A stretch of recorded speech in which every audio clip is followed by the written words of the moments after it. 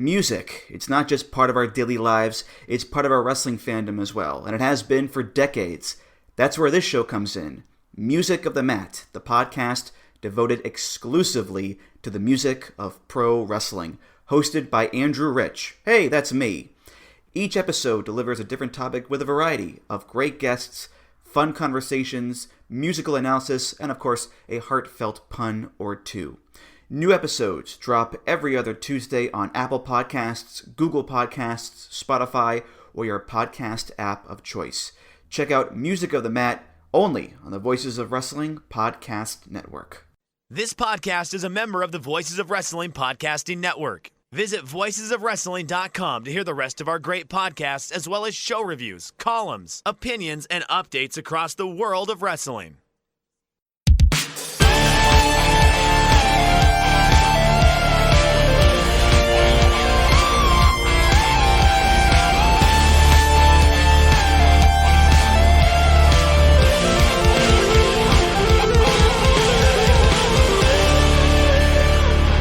Welcome back to another special episode of The Good, the Bad, and the Hungee here on the Voice of Wrestling Podcasting Network. I'm your host, Tyler Fornes, and with me, as always, Fred Moreland. How are you, Fred? Doing well. How are you, Tyler? Well, as you can tell with the dog in the background, we're doing great here out in Minnesota. The perfect audio we always do. Yeah, hey, everybody loves the doggos. And we have a very special guest today from the Wrestling Observer newsletter and basically legendary Dave Meltzer. Dave, thank you for joining us. You're very welcome. Fred's helped me out a lot, so I was very happy to do the show with him. We really appreciate having you on. We're going to do a little mailbag today, but there is one thing I want to ask you. First of all, since it just happened last night, and The Good, the Bad, and the Hungee is it's our podcast, and we primarily focus on AEW. So I feel obliged to ask you about the Kevin Sullivan move last night. It came out that Kevin Sullivan, who had been with the company basically since the beginning, was fired by AEW at the decision of Mike Mansouri, who came in from WWE earlier this year. There's a report, you talked about this on Observer Radio overnight, that there's people that are unhappy about that backstage in AEW. Big part of that is just the visuals of a former WWE guy firing a day one AEW guy. What do you think about this move in general? And also, what do you think about the atmosphere backstage in AEW and just how things are going there? Is it generally an unhappy locker room? Is it a small group? Like, what do you think right now? Well, I mean, as far as like Kevin Sullivan, yeah, I mean, most people thought he did really good work. He worked really hard. I was surprised, at it. But it just, I mean, it was what it was. I know some people were unhappy Tony Khan didn't step in, and thought that Kevin should have stayed. As far as like the background and everything, it's kind of varies. It's interesting because a lot of there's a prevailing perception that AEW is doing poorly, and when in some categories, if you look at house show advances, they are. I mean, a lot of the advances, other than like London and Nassau, but tonight is looking awful. I believe it's Montreal. Their collision taping tonight is. Well, we knew Montreal wasn't going to do that, but it was they may do okay with the walk up, and the Wednesday. You're doing 2 straight shows in the market, and the Wednesday show will do well by current standards. But I would have liked, debut in a hot wrestling market like Montreal. I think if it was like a year, 18 months ago, you'd be looking at, I got to think 8,000 plus, and they're obviously not going to come close to that. No. So not even half that.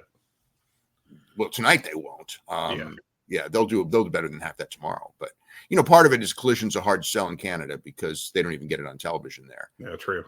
Yeah, but aside from that, I mean, like revenue wise, the company's had incredible growth, and pay-per-view is good, and the ratings are, they're up and down. The weekend ratings haven't been particularly good, although this week was up, and the Wednesday ratings are always very good. So it's, but I think that the nature of what's going on there is there's so many good wrestlers there, and there is only a limited amount of television time, And so many people are just kind of on the shelf. And when that happens, you're going to have unhappy people. I mean, when they signed that many people, it's inherent. Everything could be going great, and you're going to have unhappy people, just like you had in WWE. Guys that weren't getting, there's going to be guys that don't get a lot of TV time and don't get a lot of angle time, and they're going to be unhappy because it's a different generation of guys. The old generation would just be, I'm making free money, I'm not having to work. This generation really wants to be a good wrestler.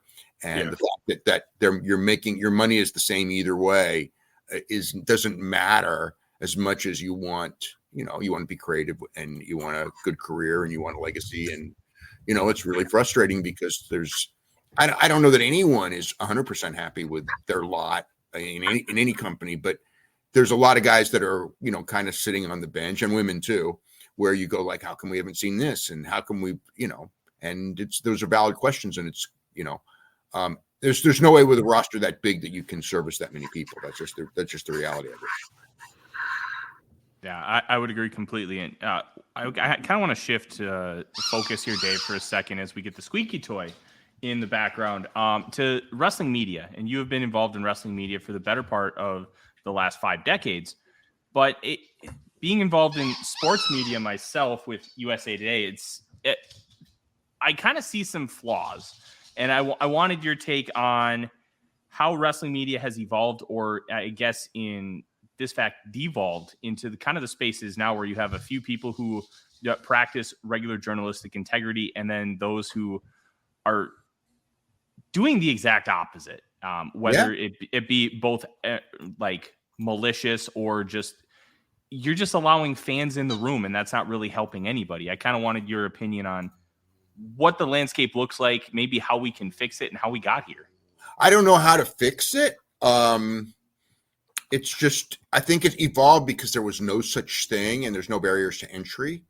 And, it's funny because when I was doing MMA, the people in real sports thought, like so many of these MMA guys are just fans. They're not real sports writers. And then when you go to wrestling, it's even accentuated even more. There's some, but how many have, legitimate backgrounds? And a lot of it is just, I find it really sad because so much is just like clickbait for headlines and things like that. And, and there's also an evolving change in the audience. The audience wants their whole story in, 300 words.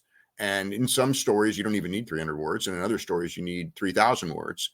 And I don't think there's people who have the patience for it, but a lot of people don't. And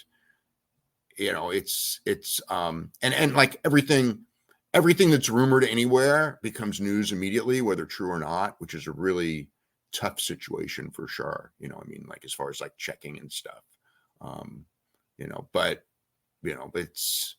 it is what it is. But when I see, media scrums and everything like that, when it comes to, both AEW and WWE, there are obviously very real reporters and very real questions. And they're usually in the minority.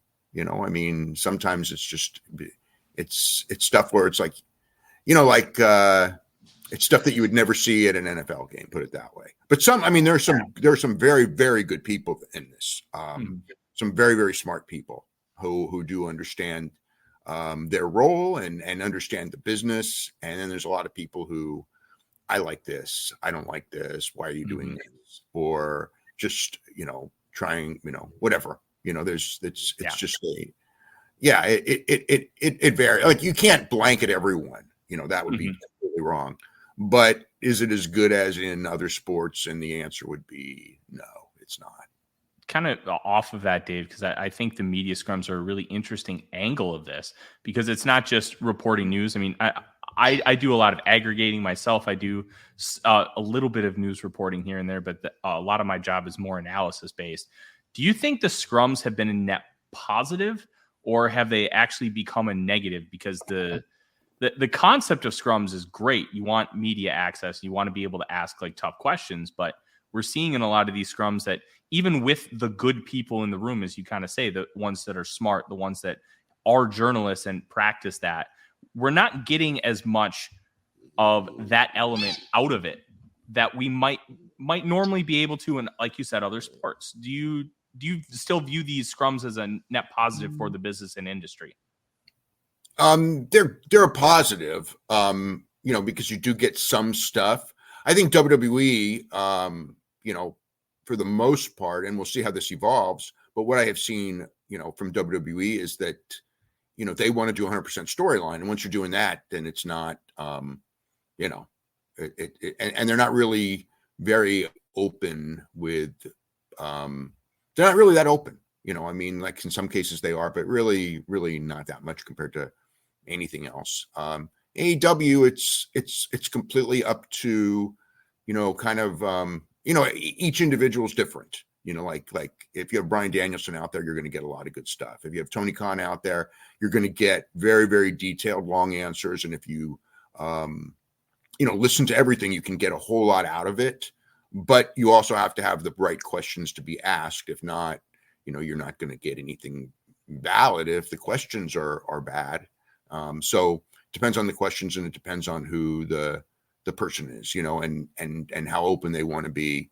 A lot of the storyline stuff, it's kind of, it's like wrestling's always had that thing. It's like, do you answer in storyline? And I mean, and even with AEW, Tony Khan will answer some questions in storyline, and then he will answer some questions, on business as much as he can. And then sometimes he'll just not answer, because he doesn't want to talk about those things. And, but he's never making fun of you for asking a question. I've seen, Paul Levesque, like somebody asks a serious question and he tries to like turn it into a joke. So it's kind of like, we only want the fawning questions. And so, but I mean, it's not always. I mean, like on the when Paul did the scrums, I mean, I thought those were a positive. Not all, it's like you had a lot of questions that weren't the best, but when you had a good question, he acknowledged it on the phone scrums. The live ones I've seen are, especially because they're streamed on Peacock and everything like that, they're way more of an entertainment storyline aspect than a real scrum. And so those to me are their storyline. It's fine, and it's fine. There's nothing wrong with that, but I don't consider that real. Encouraging real journalism either. Kind of segueing into the mailbag part, I'm going to start with a question that kind of came up when I was talking with my wife. She is a physician who specializes in infectious diseases. And it was interesting to watch the Hangman Page Swerve Strickland match with her, with all the blood. She had some opinions. But she wanted me to ask you about AEW's wellness policy, and in two specific ways. One, do you know if anyone's actually been suspended for violating it in terms of substances that they shouldn't be taking, or what's their testing like? And does it cover? I don't believe AEW tests. So really? If you don't test, you're not going to be suspended. Anyone. Yeah. I mean, I don't know that anyone is testing regularly these days. I mean, yeah, because when was the last WWE suspension? Was that Roman Reigns in like 2019? I mean, it's been years, and it's like when you have 200 people on the roster and 100 on the main roster in this business, even if most of them are going to be clean and most of them are and everything, you're never going to get 100%. So when you're having no suspensions, that's kind of telling me that I don't know, there's something it ain't like, put it this way. With UFC, the penalties are much, much, much higher. And we hear about guys failing left and right. Yeah. And I mean, it's not like it's a 6-week suspension. With UFC, it's like you're talking 6 months, you're talking 2 years in some cases for some things. And even then you still get people who fail. And so that's telling me, and there's more pressure. I mean, like with UFC, there's certainly there's different pressures, whether it's pro wrestling or MMA as far as drug use goes. I mean, with pro wrestling, because of you have to, it's a lot more matches, and there's a different style of physicality. It's not the scariness of getting beat up, but there's way more emphasis on how your body looks when you're a pro wrestler than when you're a fighter. If you're a good fighter and you don't have a good body, you're still a good fighter. If you're a great pro wrestler and you don't have a good body, it's really very difficult to get a job with WWE. Not impossible, but still, it's still and for women, and there's always going to be outliers. Don't get me wrong, but with women, it's even harder than with guys. I mean, they're judged way more on their looks. What was the gymnastics book, by the way, that you had mentioned previously on one of your shows? Like Little Pretty Boxes or something like that? The gymnastics book from years and years ago. Yeah. Pretty Packages or something. Yeah. I need to read that. But yeah, my second question, because part of this was I was reading your 2014 Observer book last night, and I got to the chapter about premature deaths in wrestling and how much of a role like performance enhancing drugs like steroids played a role in those early deaths. And I'm concerned about that kind of coming back to some degree between painkillers and like steroids, or HGH and that kind of stuff, which I know isn't as dangerous as steroids, but if it's not enforced, I'm afraid we're going to get some. Well, HGH is, I mean, in any wrestling company, there's carte blanche to that, because they're not testing for that, and I mean, some people will argue. I mean, some people will argue that look, in Hollywood they don't either, and wrestling's not a sport, and there's a validity to that, but there's also competition. But the same competition does exist in Hollywood. But the difference is wrestling historically, and not this generation. This generation is much different. But wrestling historically, one of the people go, "Well, why do you do this?" And it's like, I lived through this, and I know that unchecked, and maybe it's a generational change. But we had a generation that was a disaster when it came to people's health, and many deaths. And because the drug situation was unchecked, that was a key reason, because the death rate went down in companies that were doing real testing, markedly. But now the reality is we're not having the young deaths. So it's not, I mean, we could again, but we're not having it. So, again, the schedule is easier. The demands are different. The demands are more to be light and quick. And because of that, being, 300 pounds is not to your advantage at all today. In fact, every company pretty much, when they get those big football lineman guys, in WWE, when they recruit them, they try to get them down in weight a lot. And they're not going in there and going like, hey, we want you to look like Hulk Hogan. What I mean? Whereas another generation, it was all based on looking like Hulk Hogan, or looking like you can stand next to Hulk Hogan, which is a pretty tough thing to do, not even, they weren't normal people, you know what I mean? But I mean, even for genetically gifted big people, standing next to Hulk Hogan and not looking ridiculous was difficult. Yeah. And just going off of the medical aspect of things too, do you know if AEW, since they allow blade jobs, do you know if they do any testing for HIV, hepatitis B, C? I do not know that, but I sure hope so. I hope so too. Just something that Nicole and I have talked about before. So certainly hope they're doing it on a regular basis too. Yeah, I completely agree. I'm not a big fan of the blood at all, especially the amount of it. But they're going to do it. It's been part of their MO of being different, and they do have to be different. I think they go overboard with it sometimes. And I don't know if that's a good thing. I mean, it's a good thing for some of the audience, and it's not a good thing for a lot of the audience too. I watched a lot of, I think that heavy blood wrestling limits your audience. And they do heavy blood wrestling, but at the same time, no blood wrestling. You want to do something different from the market leader. You have to be different. And that's one of the ways that they're going about being different. Tyler.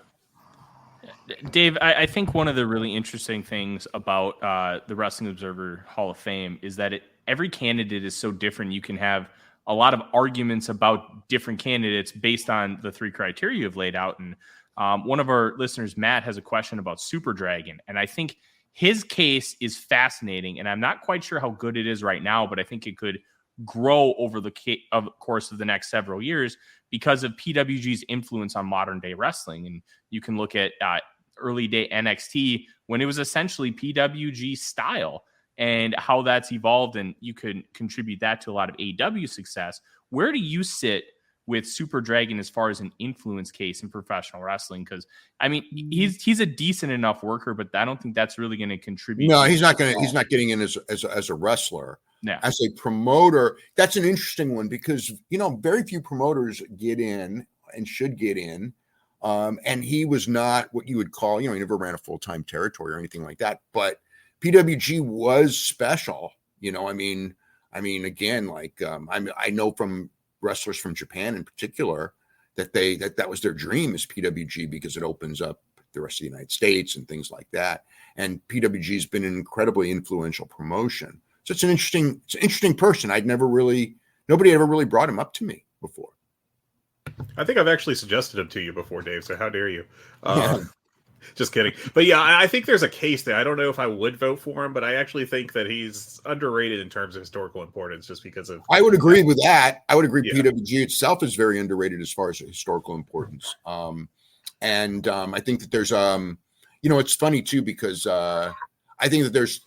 PWG has a very, very unwarranted negative stigma among some people who have never actually been and probably never even watched it because of the idea of something that are attributed to it that, you know, and nothing, you know, nobody's ever perfect or anything like that. Mm-hmm. But the PWG's been an incredible positive to me, to wrestling for me, because, you know, so much of what I learned about wrestling that was valid at one point, I went to PWG, saw the opposite and go, oh, this is never going to work. And it does. And then it's kind of like, well, I guess you got to reevaluate wrestling, you know, modern days. And a lot of people don't want to do that. I know, like one time I was at a PWG show, the crowd was going crazy. It was an awesome show. And some older guy who was, you know, from the 70s, 80s, you know, just goes, none of these matches were any good. And I go, the crowd's going nuts for every one of them. And it's like, it's not how I was taught. You know, and it's like, yeah, I know. It's not how I was taught either. But if it works, and I mean, like, look, their business was good. They were selling at every show. The talent, you know, they had a great eye for talent. How much talent, when you look through there, ended up going places, you know, whether it's Japan or WWE or AEW and, you know, now and TNA later and, you know, Ring of Honor and all that. Yeah. But I mean, you could make a big, you know, you could make a case also of the influence of Ring of Honor. You know, I mean, because Ring of Honor was a higher profile company than PWG. PWG was a more cult thing. I mean, people flew from all over the country to go to those shows, but they were only a couple shows a year, so you could do that. You know, with Ring of Honor, they were doing shows every weekend, and you know, Ring of Honor opened a lot of doors too.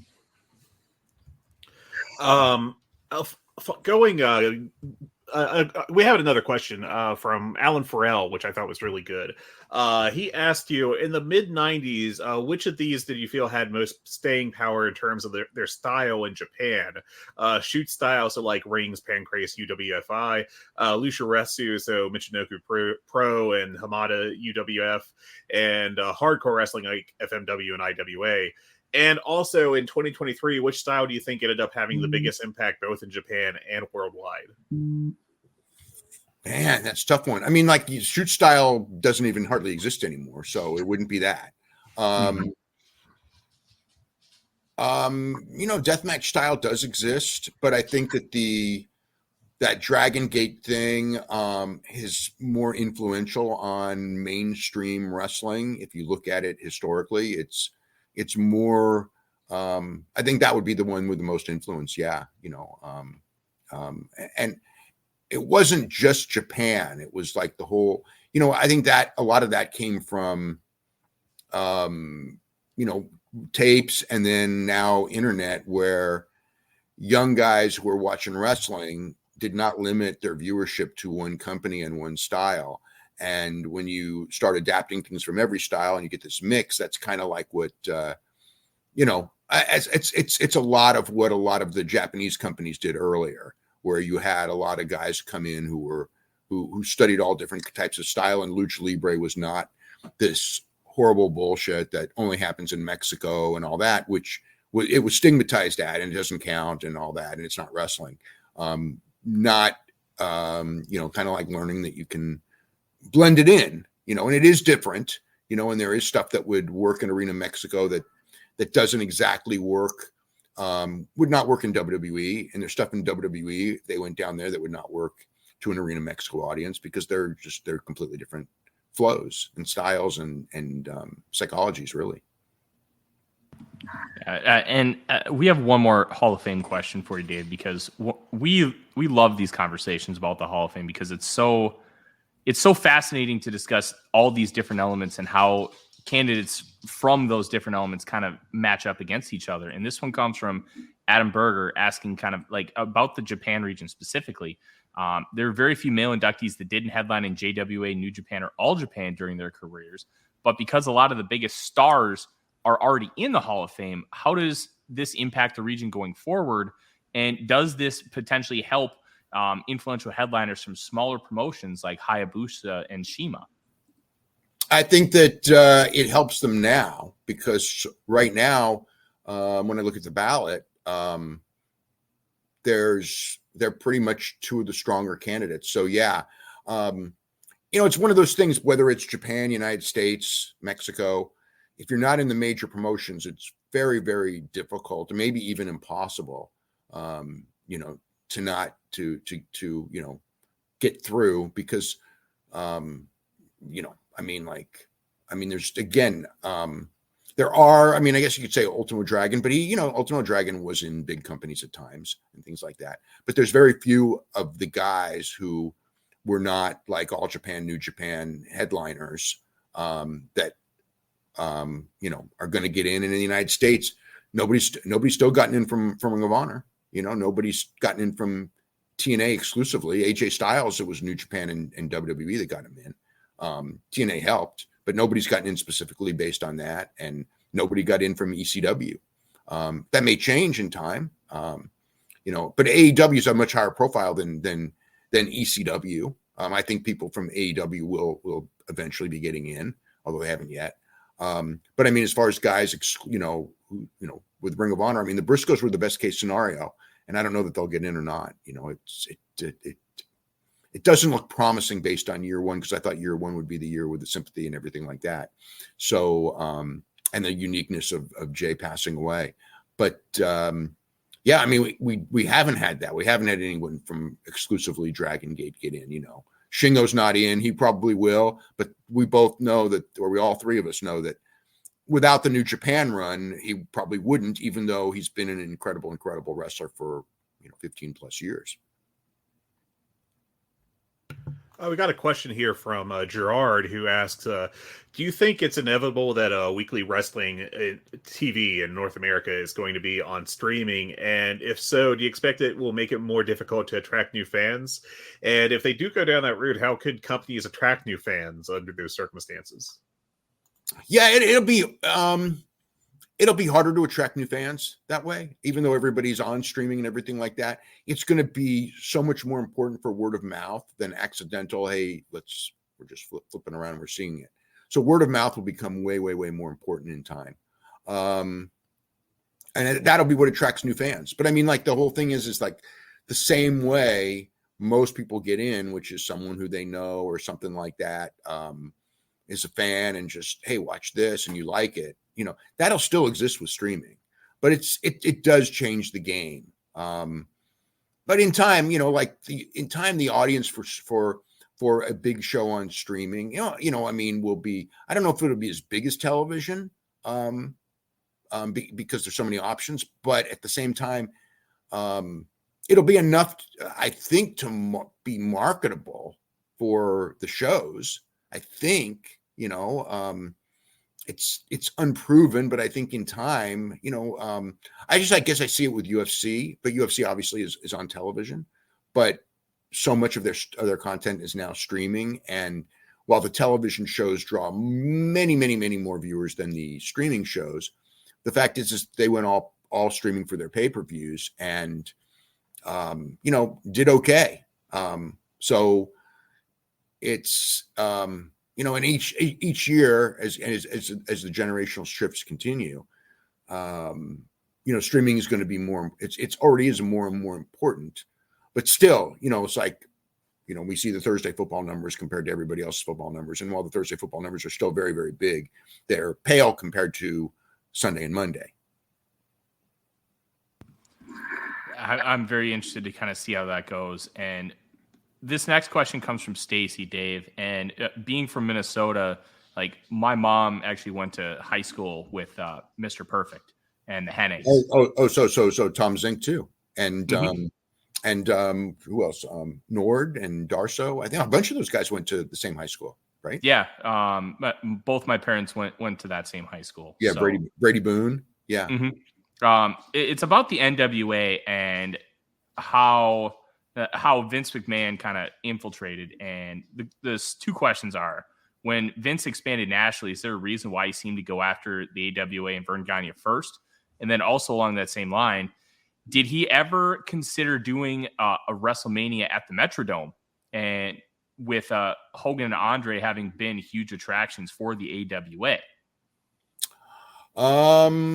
I know that it's I'm going to guess it came up, but I mean, as far as like Vince definitely had, beating Vern was more personal to Vince than maybe some of the other promoters. So yeah, he did go, but also, a lot of the AWA guys and people that worked there were all close. And when some of them went and they could see the sinking ship that the AWA was, and it was very clear it was, they asked their friends, hey, get me in there. You know what I mean? So it was a combination, Hogan, it's like, hey, Hulk, get me in, please. And so it was kind of that, but Vince definitely had it in for Vern. I think that was one that he really personally wanted. He made him an offer. Vern laughed it off, and so Vince had to prove himself, and Vern ended up, his company ended up going down. Was that the most personal scalp for Vince from those early territory days? I think so. I don't think it was quite as personal with Crockett. It probably would have been with Ole. But Ole was out of the picture by, as far as a major force by early 85. I think Ole would have been more, Eddie Graham probably was not going to be personal, and wasn't, because, his father and Eddie Graham, had a relationship. Stu Hart wasn't really personal. I think Vern was the most personal. Yeah.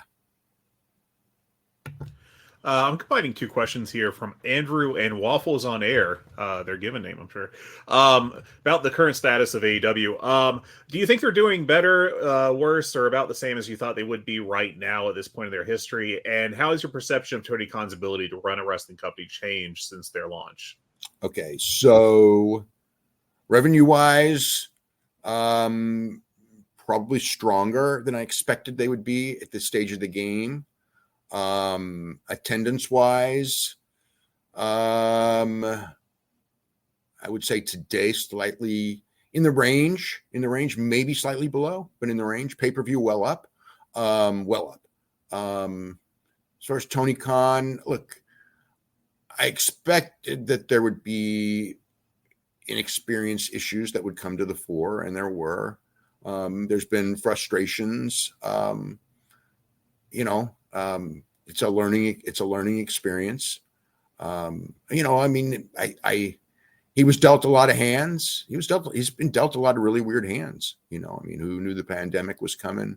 The fact they survived the pandemic, was a real credit. Some of the handling of guys, it's not, there's certainly the thing of, compared to like the WWE people who, the talent, the top talent ran over Vince too, they really did, but I don't think it was at this level. And, I think that, everything was, I think, actually doing pretty good.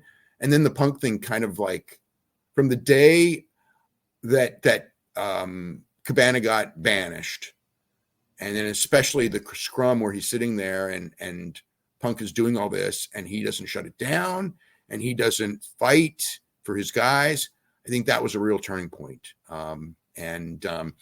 afterwards, I think he could have turned it back around, but he didn't. And a lot of guys in his company, I think, got hurt because of the handling of that entire thing from start to finish. That's one that they, like Vince had a lot of issues, and Vince played favorites and all that, but he never had the lingering issue where, like there were plenty of massive fights in the WWE dressing room, and guys were not fired for them. Of course, it was a different era and everything like that too, but they were over and done with, and there might be some bitterness with the participants, but it didn't just take up the promotion, so to speak, take over the promotion as it did. So, I mean, his handling of that, it hurt the company without a doubt. I mean, there's been pluses and there's been minuses.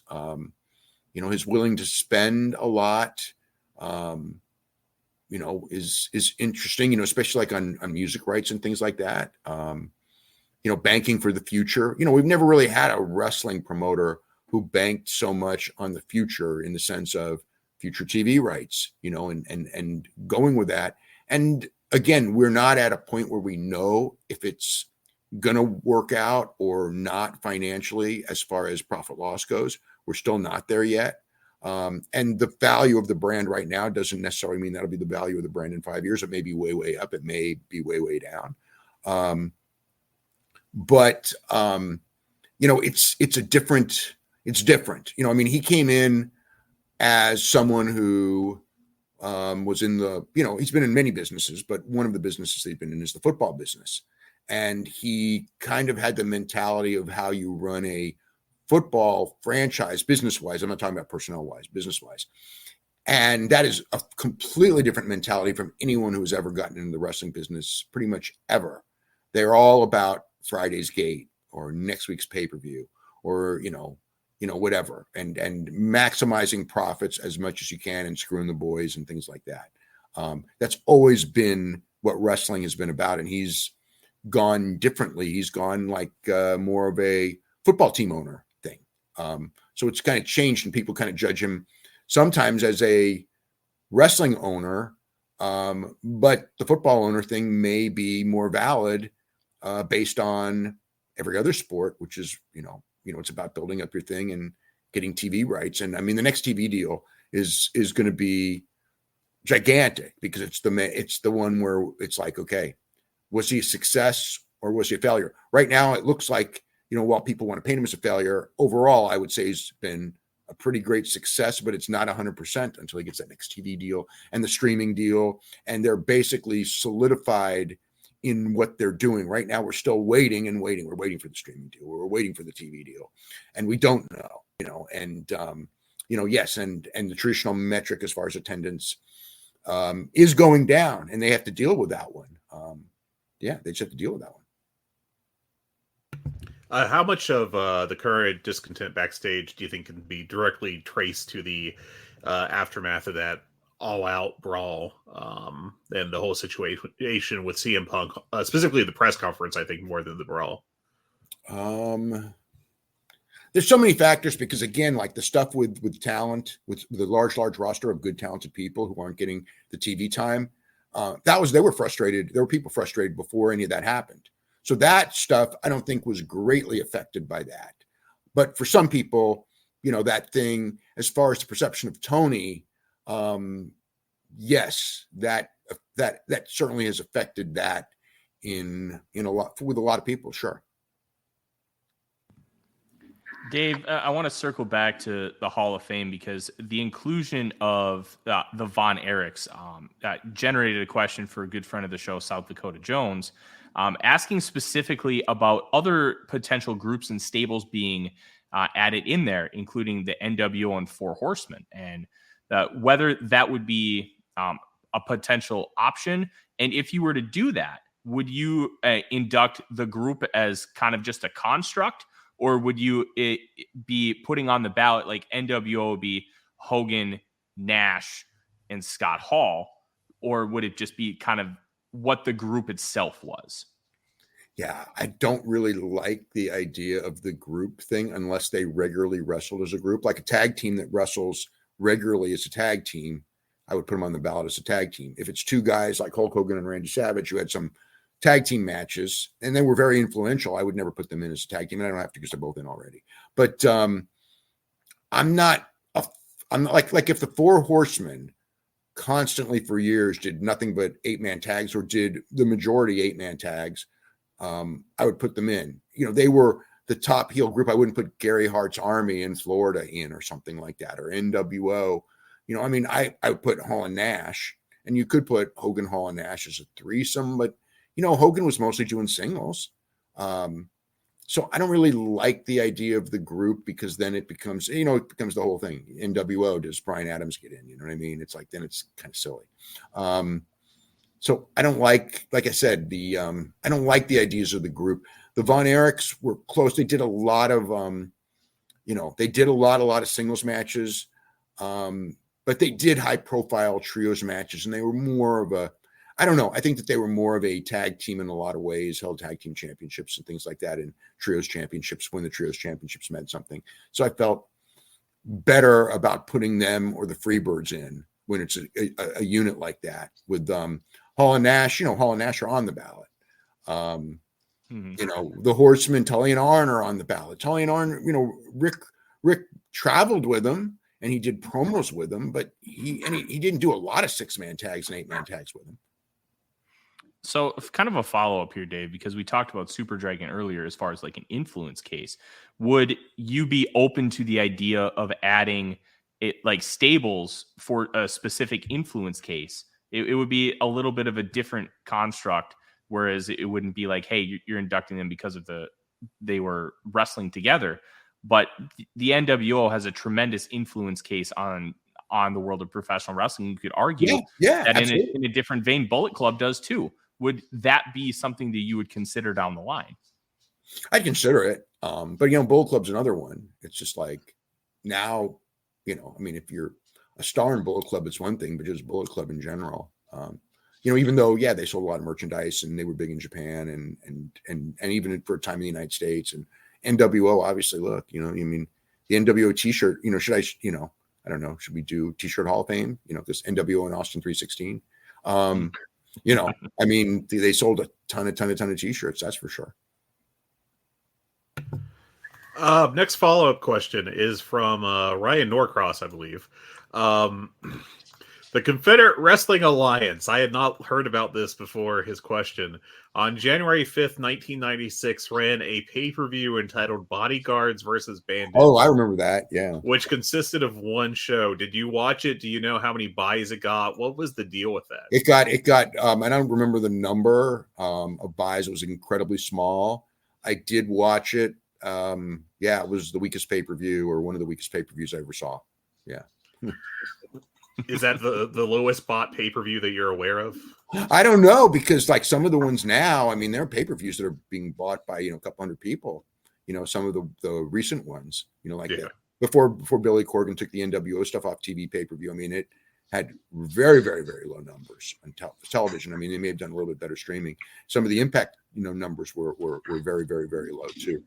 I don't think they'd been as low as that one though. That one, it had no TV backup. Yeah, I don't think that one did. Again, but there's been some very low. They've been under 1,000s, out there, and that's pretty darn low.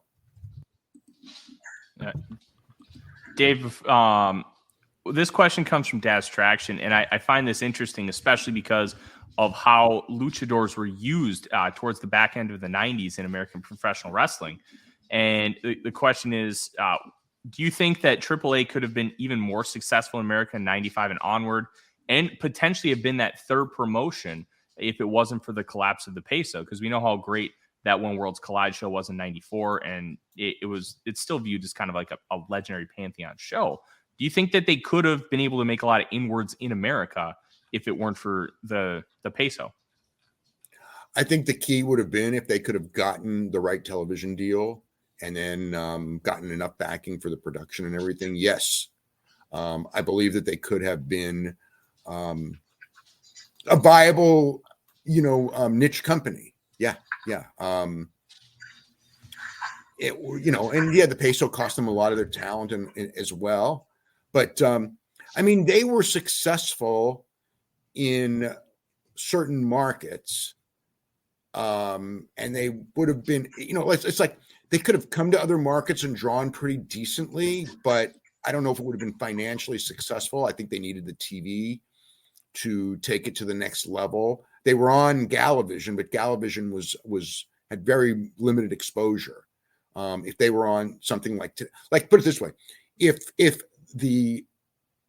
there was something like Univision is today, with the power of Univision today, and the AAA of 1993 got on there in prime time, like they were on Televisa, I think they would have been very, very successful running live shows in certain markets.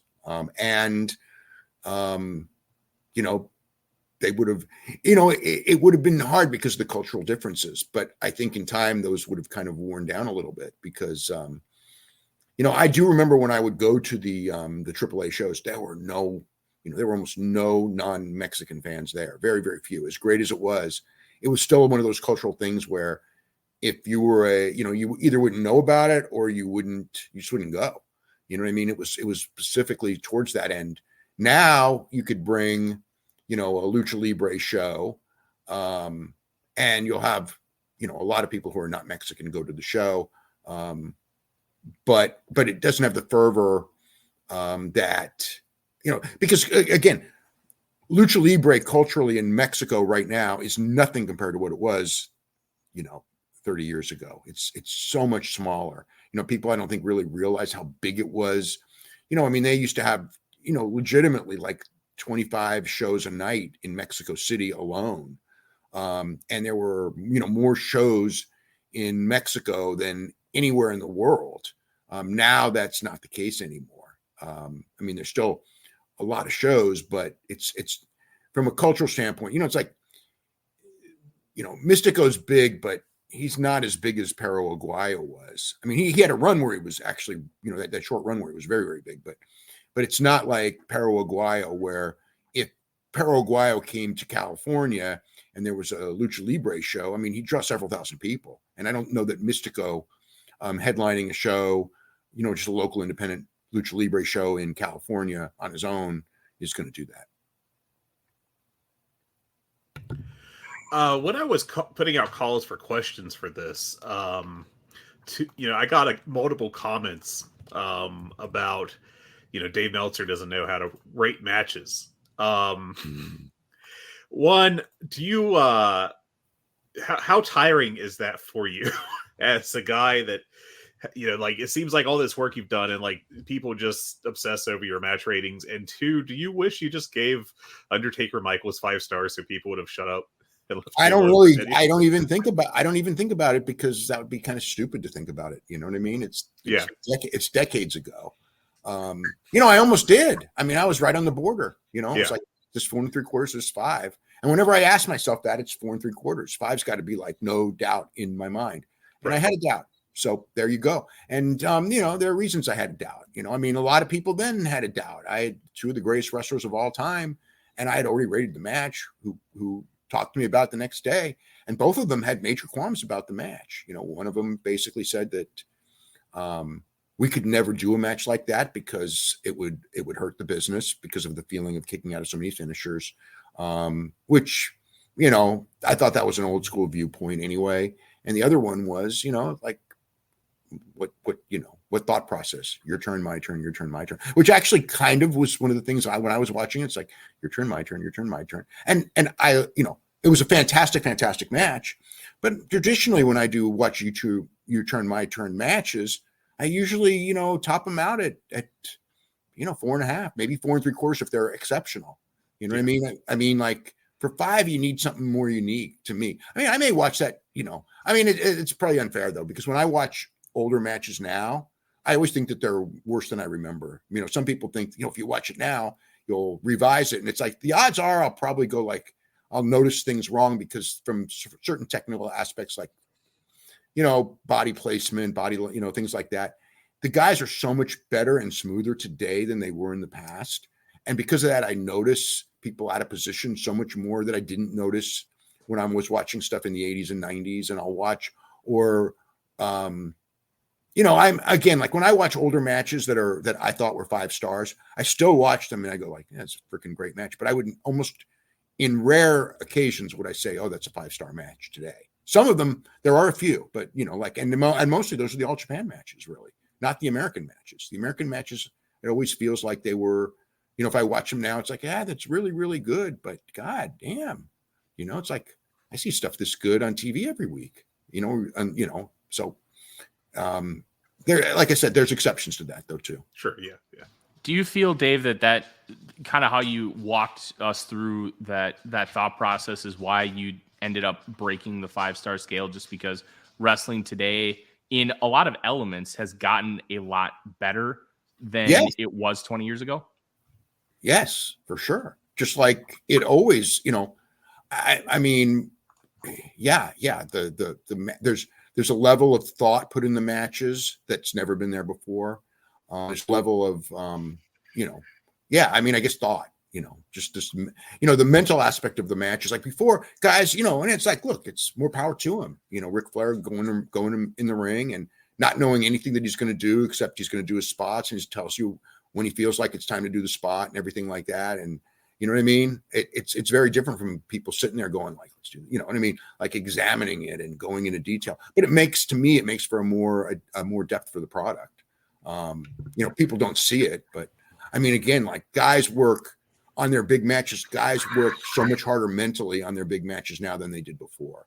And it shows. And some people don't want to see it, but it's just, I just remember like Dick Beyer, I was like Dick Beyer story, there was somebody had done a thing and it was some Dick Beyer match, and they're going through all these details of this is why Dick did this and this is why Dick did that and everything. And I showed it to Dick Beyer, and Dick Beyer just starts laughing and he just goes like, I didn't think about any of that stuff. I just went in the ring and just kind of felt like, what should I do at this moment? And that's what I did. Because I didn't, it's like, he did this. This is why he did this. And this is why he did this. And he just started laughing about it. It's like, I didn't think that deeply. I just went out there and wrestled. Do you think that the level of in-ring, how much it's improved from, let's just say 20 years ago to today? Do you think that's a bigger step up than, let's just say 75 to 95? 75 to 95 was a lot too. I think it's accelerated in the last several years due to YouTube. You know what I mean? And people watching so many great matches and trying to emulate what they've learned from those matches from all over the world. Whereas before, you learned from if you were a wrestler, you learned from matches in your territory, and if you went from territory to territory in other territories, but not necessarily all over the world. And also, you are taught this is how wrestling is. And now I think there's more of an open-mindedness of wrestling can be whatever you want it to be if it works. And if it doesn't work, then you drop it. But I think that the lessening of hard and fast rules that you were taught is also an aspect of it, which is also one of the reasons why some people, hate modern wrestling for that very reason, because they want the wrestling that they grew up with and they want it to always stay the same. But what they forget is that it was never that case. Now it's moving faster now because of what I told you. But I remember in the late 80s, I got a bunch of tapes of great wrestling from the 70s. And it was just like, I was so disappointed in some ways because it didn't measure up to the late 80s with a few exceptions. It was like, it just wasn't as good. And it's the same thing. And they were wrestling for a different audience that wanted a different thing. And so in every generation, it always gets faster. It always does. It just always gets faster. That's just the evolution. I think that's probably the same way in movies and music and many other genres, is that it's faster, lower attention span, whatever. I mean, it's just, you need, you can't do the slow stuff because people don't have the patience for it. And, and the audience has seen so much, so it's harder. It's really hard on these guys though, because we've gotten in a situation where, these guys, these incredible matches are normal. And that's, it's a good thing, but it's a sad thing too, because like there are matches on TV every single week that if they were on TV in the 80s, we'd be talking about them for months and people would remember for 20 years. And these matches are being forgotten 3 days later because there's so many of them. And to have a standout match now, even the greatest standout match now, you get another one a month later or a week later. It's not like the past, which is harder. It is much harder on the talent, and it leads to people trying to stand out. In some ways, when you stand out, you get more dangerous, and that's not necessarily a good thing. And it's often not a good thing, Dave, I want to go here.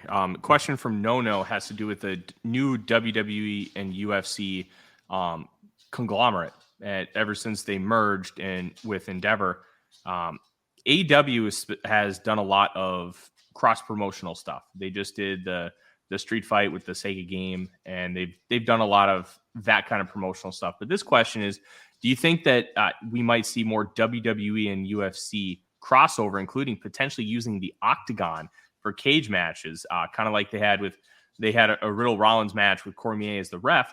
Do you think that we might be seeing some cross promotion in those terms with WWE and UFC? Possible, but I think it's more publicizing each other, which I actually haven't seen. Like I thought that we would see on WWE pay-per-views, ads or appearances by UFC guys pushing their pay-per-view, and we haven't seen that. And on UFC pay-per-views, we have not seen WWE guys, promoting their stuff. But that was the stuff that I was expecting, that kind of cross promotion. The on that, WWE doing it and using an Octagon as far as for a match, because the trademark issue wouldn't be there anymore. Yeah, I could see that for sure. More from the WWE standpoint than the UFC standpoint. I don't see UFC copying much about WWE at all. Even the stuff WWE does well that they could incorporate. I think that they like being what they are. You know what I mean? They've never gone the pride route of the big spectacle in that way. They've been it's just what they haven't done. Do you think the lack of promotion on both sides is a Peacock ESPN Plus thing? I don't know. I don't think so. I just think that it's just something that they, I don't know why they haven't done it. I thought that it was a given, and they've talked about it. They talked about that exact thing that I'm bringing up. Didn't they talk about doing like a weekend of events? Like you get a WWE pay-per-view and UFC pay-per-view, same weekend, same city? Absolutely. For overseas, more than, but trying to get cities to pay lots and lots of money to them. And we'll give you, like a Friday night WWE pay-per-view and a Saturday night UFC pay-per-view. And we'll bring all these tourists in, and it's two sets of tourists. They're going to be coming in because there's, there's a crossover audience, but it's, it just makes the weekend bigger in your market. Mm-hmm. And, more tourists might go, hey, you know what? We'll go to this and we'll also get this, even though we're maybe coming primarily for this, or we're coming in for UFC, but WWE's got a big show. Let's tune in, let's come in with the idea of, having more tourists, because that's what these rights fees are all about, tourism. Yeah. Mm-hmm. Dave, I know that you're coming up on your out, so just let us know we need to let you go.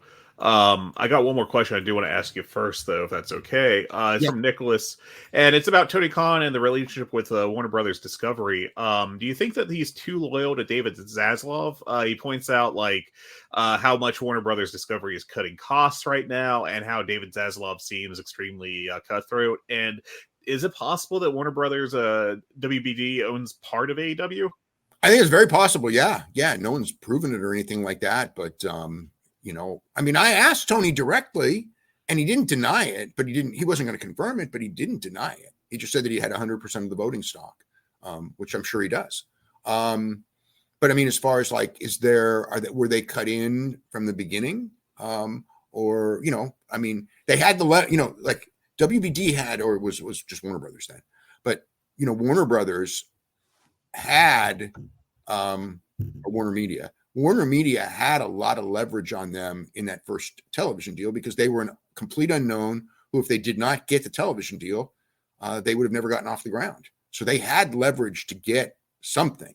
Whether they got that, I don't know.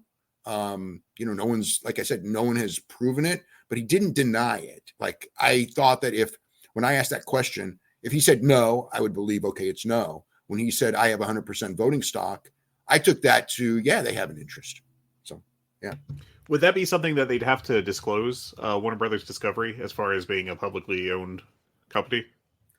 I don't know. They haven't disclosed it. Right. Yeah. I think that people have asked that, and I think that for whatever reason, but whatever. Yeah, no, I've been told that they wouldn't necessarily have to, but that which just adds to the mystery, I guess.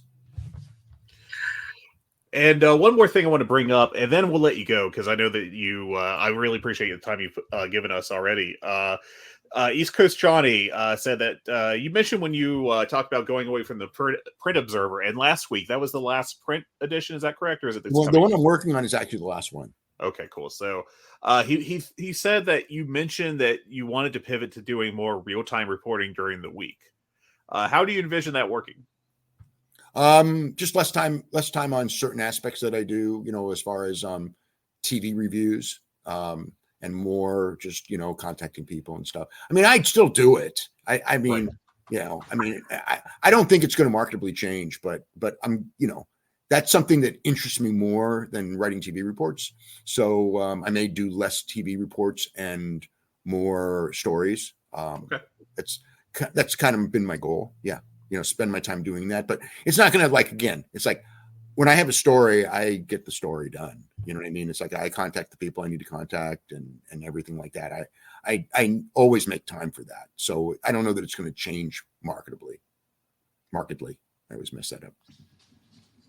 Yeah. As somebody who does kind of the real-time stuff, it's fun. I like it. Dave, as Fred mentioned earlier, we greatly appreciate your time and shedding some light on a lot of these really interesting topics. I know you have a lot of cool stuff going on at the Observer, and most of our audience probably already knows these answers, but where can they find you, and what stuff do you have coming down the pipeline that everybody can be really excited about? Well, we've got all kinds of books at Amazon.com, which are Observer compilation books for different years. And, I go through them from time to time, and they fascinate me because, again, I'm here and I don't remember every single thing that happened 30 years ago when I read it. It's actually quite fascinating to me. But I mean, as far as the Weekly Observer, www.wrestlingobserver.com. And I do the podcast with Brian Alvarez and Garrett Gonzalez. The Garrett Gonzalez show on Fridays most weeks is my favorite because we really don't do TV reviews and we just try to go in depth on the stories. But the Monday, Wednesday, and weekend show with Brian, we go through the news first, and then we do the TV reviews and talk about everything that's going on in wrestling. And yeah, it's a lot of fun. I like it a lot. Dave, thank you so much again. And Tyler, are we going to do a normal show this week, or are we just going to skip to next? I don't know. My birthday's on Thursday, so we'll have to talk about it. All right, sounds good. We'll post something on Twitter. Yeah. Dave, thank you again. Really appreciate it. And thanks to everyone that sent in questions. Apologies if we didn't get to them. We did our best. And hope we all have a good week. Dave, have a great day. Okay, thanks very much. Music. It's not just part of our daily lives, it's part of our wrestling fandom as well, and it has been for decades. That's where this show comes in. Music of the Mat, the podcast devoted exclusively to the music of pro wrestling, hosted by Andrew Rich. Hey, that's me.